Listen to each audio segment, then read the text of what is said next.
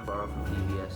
Today is May 31st, 1976, the death of Jack Minot. Now on to Allie Benson. Thank you, Aiden. It is very tragic he died of leukemia, but his contribution to be the first one to discover how genes were turned on and off was quite interesting. He was born on February 10th in Paris. He grew up in Cannes, home of the Cannes Film Festival. By age 16, he wanted to become a biologist to explain how living things worked in terms that did not violate the laws of physics, and believed that genetics held the key to explaining life.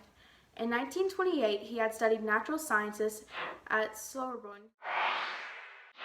Once he received his degree, Boris Eversey took him to Caltech to study genetics, but later complained that Monod had made his life miserable for goofing off too much.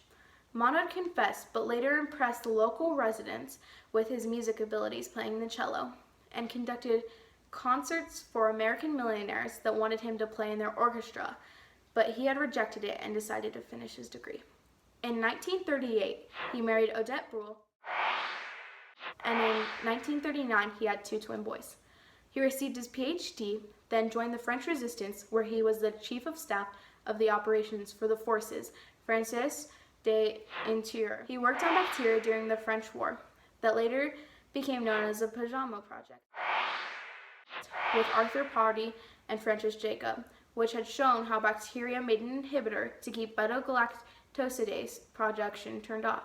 The LAC operon was a big contribution, and many had thought that Francis Jacobs and Monod were the French of Watson and Crick. Although they discovered the structure of DNA, Jacobs and Monod showed how the genes had worked.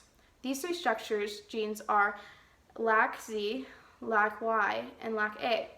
Operon demonstrates both positive and negative regulations. B-gal broke down lactose and galactose and glucose. Lactose is the inducer because it was turned on the gene that produced B-gal. And intermediate is the I gene, which produces an inhibitor to keep the B-gal turned off. The lactose then combines the inhibitor, which prevents turning off the B-gal gene.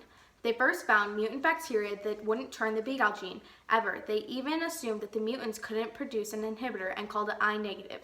They crossed a normal male with a mutant female by following Lederberg's experience explaining that males can pass plasmid DNA through conjugation. A female mutant was B negative and I negative. A male gave her the plasmid and a working B-gal gene, which they resulted the female cell to produce B-gal because no inhibitor was present, so wild-type bacteria must produce an inhibitor.